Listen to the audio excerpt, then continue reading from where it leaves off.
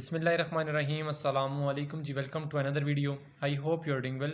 सो FGI EST और non teaching staff की जो वैकेंसीज जॉब्स अनाउंस की गई थी, उनके फाइनली जो इंटरव्यूज़ हैं वो कंडक्ट किए जा रहे हैं। और इससे पहले भी लाहौर रीजन के इंटरव्यूज़ जो हैं वो हो चुके हैं। और अब जो है रावलपिंडी रीजन के यानी कि जो पंजाब के डोमिसाइल होल्डर्स हैं उन तमाम के जो इंटरव्यूज़ हैं वो इंशाल्लाह अपकमिंग डेज़ में 3 दिन के बाद इंशाल्लाह वो स्टार्ट होने जा रहे हैं रावलपिंडी रीजन के अंदर। ठीक है। और उस हवाले से मैं ये आपसे बायोडाटा फार्म जो FGI EST और नॉन टीचिंग स्टाफ का जो बायोडाटा फार्म है वो आपसे शेयर कर रहा हूँ, क्योंकि मोस्टली ऐसे कैंडिडेट्स हैं, 90% ऐसे कैंडिडेट्स हैं जिनको जस्ट कॉल रिसीव होती है, लेटर रिसीव नहीं होता। क्योंकि जब आपको लेटर रिसीव होता है तो लेटर के साथ आपके बायोडाटा फार्म भी अटैच्ड होता है, यही वाला बायोडाटा फार्म उसके साथ अटैच्ड होता है। तो वो तो चलें ईजी हो जाता है, आप उसको घर से ही आप फिलअप करके जो है वो ले जाते हैं। ठीक है। बाकी मोस्टली ऐसे कैंडिडेट्स हैं जिनको जस्ट कॉल रिसीव होती है तो उनको बायोडाटा फॉर्म के हवाले से कोई इन्फॉर्मेशन नहीं होती कि उसको हमने कैसे फिलअप करना है। तो आज की इस वीडियो में जी कंप्लीट बायोडाटा फॉर्म आपको मैं बताऊंगा कि आपने इसको कैसे फिलअप करना है, ताकि आपको बाद में किसी किस्म का परेशानी का सामना ना करना पड़े। और इसके अलावा मैं आपको ये बता दूं कि इंशाल्लाह अभी जो रावलपिंडी रीजन में इंशाल्लाह जो इंटरव्यूज़ होने जा रहे हैं कमिंग डेज़ में, तो उस हवाले से काफ़ी कैंडिडेट्स को लेटर रिसीव हो चुके हैं और कुछ को जो है वो भी इंशाल्लाह अगर रिसीव नहीं भी हुए तो मैसेज भी आज भी मुझे 1-2 कैंडिडेट्स ने मैसेज किया था कि हमें जो है वो मैसेज आया है FGI की तरफ से कि अगर आपको लेटर रिसीव नहीं हुआ तो आपने फ़लाँ जगह पर इंटरव्यू के लिए आ जाना है। इसके अलावा भी मैं आपको ये बता दूं कि आपने परेशान नहीं होना। FGI EST और नॉन टीचिंग स्टाफ के जो लेटर्स हैं अगर आपको नहीं मिल रहे तो आपको होप्स हो के कॉल वगैरह जो है वो रिसीव हो जाएगी। और बाकी जो रीजन के जितने भी कैंडिडेट्स हैं जो काफ़ी सारे कमेंट्स कर रहे होते हैं, तो मैं आपको बता दूं कि आप तमाम के जो बाकी जो रीजन्स हैं किसी किस्म की भी अगर अपडेट आएगी आपके इंटरव्यू लेटर्स के हवाले से, किसी किस्म की भी अपडेट आएगी तो इंशाल्लाह मैं आपसे ज़रूर शेयर करूँगा। क्योंकि अभी तक मुझे बाकी जो कैंडिडेट्स हैं या बाकी जो रीजन्स हैं उनकी मुझे कोई अभी तक कोई डिटेल नहीं मिल सकी या मुझे अभी तक कोई अपडेट इन्फॉर्मेशन नहीं मिली। सो दैट्स वाई मैंने आप तमाम कैंडिडेट से वो अभी तक कोई शेयर नहीं की। तो जैसे ही कोई स्केजूल उनका इंटरव्यू स्केजूल मिलेगा मुझे तो इंशाल्लाह मैं शेयर कर दूंगा। एंड प्लस बहुत सारे कैंडिडेट्स जो हैं वो रिज़ल्ट के हवाले से परेशान है कि हमारा रिज़ल्ट जो है वो हम उसको देख नहीं पा रहे क्योंकि जो लिंक है वो डाउन है। तो बिल्कुल ऐसे ही है, FGI का जो लिंक है वो पोर्टल है वो डाउन है, वो बिल्कुल नहीं चल रहा, एरर आ रहा है। तो वो टेक्निकली जो है वो उनकी तरफ से फॉल्ट है, अब इसमें मैं कुछ नहीं कह सकता। बाकी ये है कि अगर आप उनके मेरिट पर पूरा उतरते हुए तो आपको ज़रूर कॉल लेटर रिसीव हो जाएगा। ठीक है।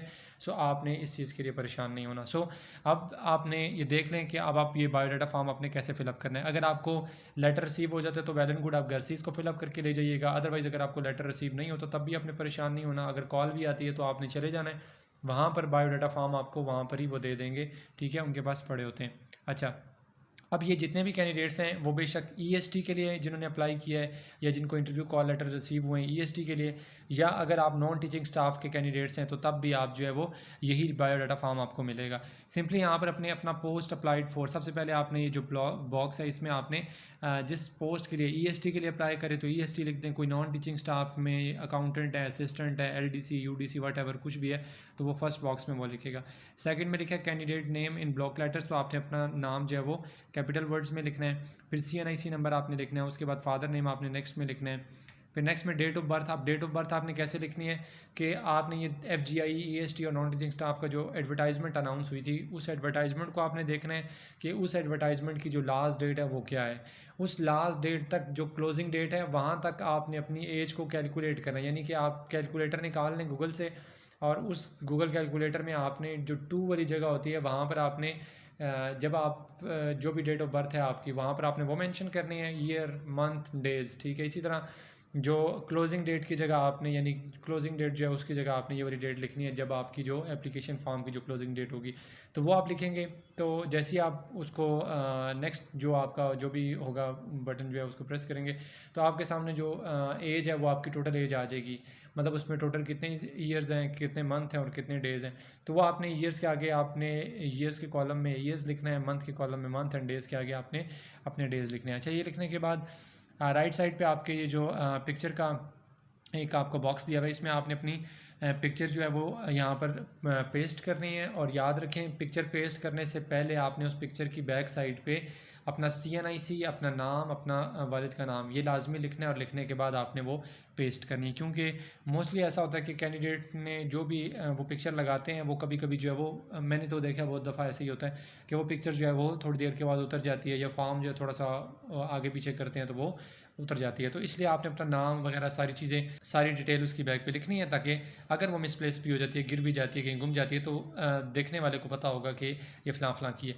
तो आपने इसलिए इस चीज़ को जो है मेक श्योर करना है और उसके बाद उसको पेस्ट करना है। अच्छा जी, पेस्ट करने के बाद फिर नेक्स्ट आ जाएँ, डेट ऑफ बर्थ के बाद नीचे आ जाएँ, आपका जेंडर है, ठीक है। जस्ट आपने यहाँ पे टिक करना है, अगर मेल है तो टिक कर दें, मैरिटल स्टेटस या वो सिंगल या मैरिड वट एवर जो भी है वो लिख दें। इसी तरह फीमेल का भी ऐसी है। फिर आगे डोमिसाइल के आगे प्रोविंस है, प्रोविंस के आगे वाले जो कॉलम है उसमें आपने अपना प्रोविंस लिखना है, यानी कि आप पंजाब के हैं पंजाब लिख दें, या कुछ और है तो वो लिख दें।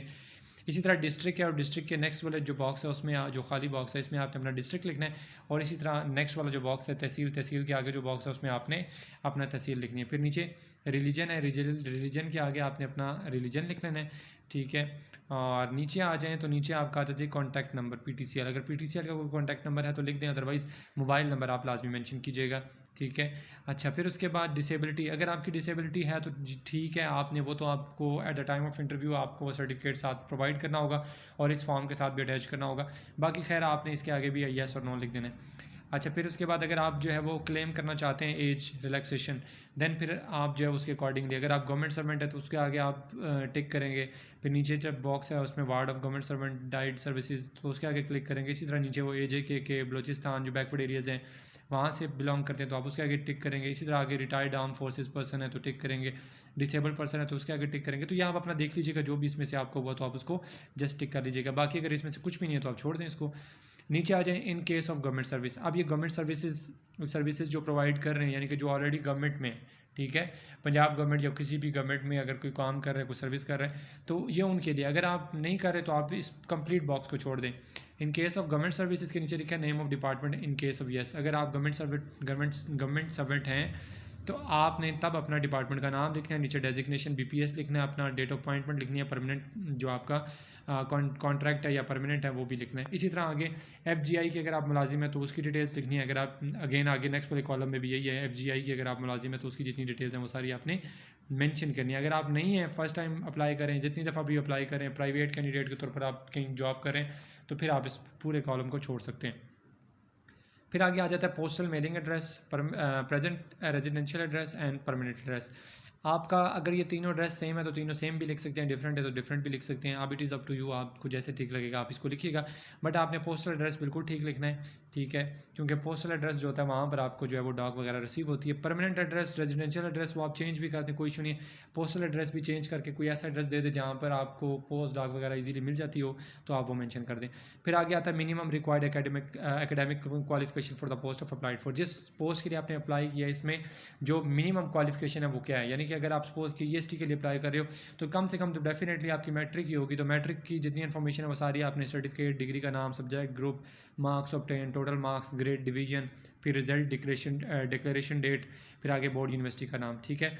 अच्छा, डेट में जो रिजल्ट डिक्लेरेशन डेट है तो इसमें आपने ईयर भी लिखना है, कंप्लीट डेट लिखनी है, यानी कि मंथ, डेज एंड ईयर, ठीक है, तो ये कंप्लीट लिखनी है। फिर उसके बाद लास्ट एकेडमिक क्वालिफिकेशन है, यानी कि आप सपोज़ कि अगर आपने EST के लिए अप्लाई किया तो आपकी लास्ट जो डिग्री, अगर सपोज़ कि आपकी BS बन रही है या अगर आपकी MA MSc बन रही है तो आप उसकी इन्फॉर्मेशन यहाँ पर पुट करेंगे। अदरवाइज़ अगर आपने MPhil किया हुआ है तो वो वाली इन्फॉर्मेशन पुट कर दें, ठीक है। अच्छा, फिर उसके बाद नीचे आ जाते हो लास्ट प्रोफेशनल क्वालिफिकेशन। अब ये प्रोफेशनल क्वालिफिकेशन क्या है कि अगर आप EST के लिए अप्लाई करें तो EST के लिए डेफिनेटली टीचिंग की जॉब में, तो उसमें अगर आप अप्लाई कर रहे हो तो आपकी जो प्रोफेशनल क्वालिफिकेशन है वो आपका B.Ed होता है, आपका CT का डिप्लोमा होता है, आपका ADE होता है, ठीक है, यानी कि एजुकेशन से रिलेटेड कोई आपके पास डिग्री होगी प्रोफेशनल, तो उसकी जितनी इन्फॉर्मेशन है अगर आप कर चुके हो तो मतलब अगर आपकी डिग्री कंप्लीट है, क्योंकि मोस्टली कैंडिडेट मुझे पता है ये बाद में पूछेंगे कि सर हमारा B.Ed कंटिन्यू है तो हम ये लिख सकते हैं, तो नहीं लिख सकते क्योंकि यहाँ पर आपने उसकी डिक्लेरेशन डेट भी डालनी होती है। अगर कंटिन्यू है तो उसको आप छोड़ दें, ठीक है। अगर आप कंप्लीट कर चुके हैं, रिजल्ट आपका अनाउंस हो चुका है तो वो सारी डिटेल्स आपने यहाँ पर पुट करनी है। अदरवाइज़ कोई और कैंडिडेट्स है जो नॉन टीचिंग स्टाफ से, जिस तरह यहाँ पर लाइब्रेरी साइंसेज का लिखा हुआ है तो लाइब्रेरी साइंसेज में डिप्लोमा सर्टिफिकेट वगैरह कुछ होता है तो वो यहाँ लिख दें, या UDC LDC आपने किया हुआ है तो उसमें जो डिप्लोमा सर्टिफिकेट आपके वो कंप्यूटर से रिलेटेड ऑफिस ऑटोमेशन के होते हैं वो लिख दें, ठीक है। तो ये आपको बेहतर पता होगा जिसने जिस पोस्ट के लिए भी अप्लाई किया होगा। ये इसका फर्स्ट पेज हो गया। फिर उसके बाद सेकंड जो इसका पेज है, यस, ये इसका अब है सेकंड पेज। अब इसमें आपने जो जो डॉक्यूमेंट्स साथ इस कंप्लीट फॉर्म को आपने फिलअप करने के बाद इसके साथ जो डॉक्यूमेंट्स अटैच करने हैं वो कौन से हैं। ये चेक लिस्ट है, ऊपर टॉप पे लिखा हुआ है certified that I have filled correct information attach attested copies of all required documents as for following sequences. ठीक है, तो अब आपने क्या करना है कि एक ये जितना भी यहाँ पर डॉक्यूमेंट्स यहाँ पर दिए गए हैं इन तमाम डॉक्यूमेंट्स की आपने क्या करनी है, फ़ोटो कॉपीज़ करानी है एक एक, और वो कंप्लीट एक सेट बनाने हैं, उनको अटेस्ट करवाना है 16-17 ग्रेड के ऑफिसर्स एंड देन उसको इनके साथ अटैच करना है। वो अटैच कैसे करना है वो सीक्वेंस भी यहाँ पर मेंशन है कि सबसे पहले आपने अपना CNIC अटैच करने के बाद यहाँ पर आप टिक लगा देंगे, यस मैंने अटैच कर दिए। फ्रेश पासपोर्ट फ्रेश फ़ोटो वो आप लिखेंगे यहाँ पर, यस मैंने लगा दिए। ठीक है, और फोटो के पीछे लिखा हुआ अभी CNIC number, name, father name and must mention on back. ठीक है, जो फ्रेश फोटो आप लगाएंगे ये फ़ोटो जो है ये सेपरेट होगी, एक तो फ़ोटो आप वहाँ पेस्ट कर देंगे, एक फ़ोटो आप अलहदा से भी लगाएंगे। ठीक है, साथ अटैच करेंगे। ये भी हो गया, टिक कर दें। फिर matric certificate, school leaving certificate आपने लगाना है, वो भी साथ टिक कर दें। फिर रिक्वायर्ड डिग्री सर्टिफिकेट ट्रांसक्रिप्ट, जो आपकी डिग्रीज़ हैं, मैट्रिक है, इंटर है, फिर उसके बाद आपकी अगर BEd है वो लगा दें, या CT का डिप्लोमा है वो लगा दें, या उसके बाद फिर आपकी मास्टर BS वगैरह उसकी डिग्रीज आपने अटैच करनी है, और इसी सीक्वेंस के साथ अटैच करनी है। यानी कि सबसे पहले बायोडाटा फॉर्म आएगा, उसके पीछे CNIC, उसके पीछे फ़ोटो आएगी, फिर मैट्रिक सर्टिफिकेट, फिर रिक्वायर्ड डिग्री सर्टिफिकेट, ये सारी चीज़ें। फिर 5वें नंबर पर है आपका सेल्फ डोमिसाइल सर्टिफिकेट। ठीक है, फिर डोमिसाइल आपने सर्टिफिकेट लगाना है। अच्छा, अगर कोई अपने फादर या हस्बैंड के बेसिस पे अप्लाई करिए फ़ीमेल, ठीक है, तो उन्होंने जो है वो उन्हीं का डोमिसाइल जो है वो प्रोवाइड करना है। ठीक है, if applied on the basis of father's and husband domicile, father husband domicile certificate for female candidates. ठीक है, तो उन्होंने फिर उनका प्रोवाइड करना है, बाकी कैंडिडेट्स जो हैं वो अपना ही देंगे। फिर उसके बाद 6वें नंबर पर है जी डिपार्टमेंट परमिशन सर्टिफिकेट NOC। अब ये गवर्नमेंट सर्वेंट्स के लिए है। 6वें नंबर पर जो पॉइंट लिखा है इसको आप छोड़ दें, अगर गवर्नमेंट वाले हैं तो वो उसको ज़रूर वो NOC देंगे, अदरवाइज़ बाकी इसको इग्नोर करें। 7वें नंबर पर है डिसेबिलिटी सर्टिफिकेट। अब ये भी जो डिसेबल कैंडिडेट्स होंगे तो वो ये सर्टिफिकेट प्रोवाइड करेंगे, अदरवाइज़ बाकी जो है वो साथ अटैच नहीं करेंगे। 8वें नंबर पर है इक्विवेलेंस सर्टिफिकेट। तो इक्विवेलेंस सर्टिफिकेट कहते हैं जो जिन कैंडिडेट्स ने OA लेवल्स किया होता है तो ये HEC से वो टेस्ट करवाते हैं इक्विवेलेंस सर्टिफिकेट, तो ये भी आप लोगों का नहीं है, इसको आप इग्नोर मारें। बाकी 5 जो फर्स्ट 5 हैं ये आपने कंप्लीट करके इसके साथ अटैच करने हैं।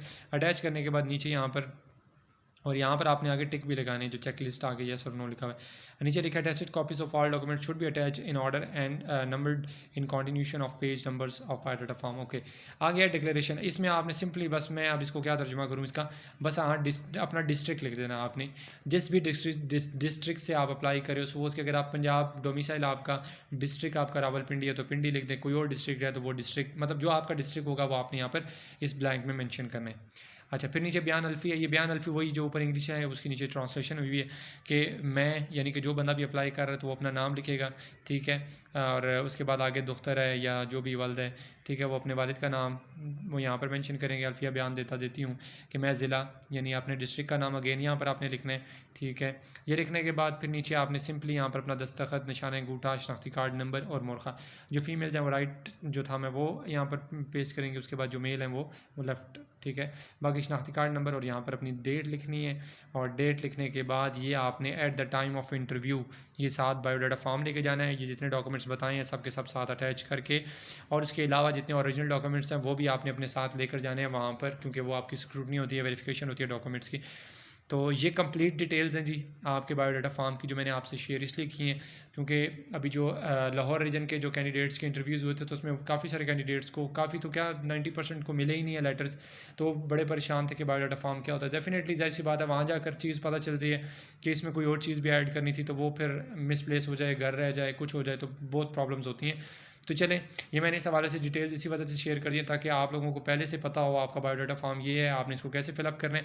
अगर इन केस आपको नहीं भी मिलता तो आप यहाँ से सारी इन्फॉर्मेशन एक दफ़ा कंप्लीट देख लें, देखने के बाद फिर वहाँ जाएंगे तो आपको आसानी होगी उसको फिलअप करने में। ठीक है, तो इसी वजह से मैंने ये कंप्लीट वीडियो जो इस हवाले से इस पर बना रहा हूँ। सो अब आपने ये करना है कि अपना जो बायोडाटा फॉर्म है वो अगर आपको रिसीव हो जाए वेल एंड गुड, आपने उसको फिल कर लेना है अभी से इसको। ठीक है, और बाकी अगर नहीं भी रिसीव होता तो कोई इशू नहीं है, परेशान नहीं होना। सो बेस्ट ऑफ लक, अल्लाह ताला आप सबको कामयाब करे। इसके अलावा अगर आपको किसी किस्म का भी कोई भी क्वेश्चन हो then you can ask in comment box section. Next video तक के लिए अपना बहुत सारा ख्याल रखिएगा, दुआओं में याद रखिएगा। अल्लाह हाफिज़।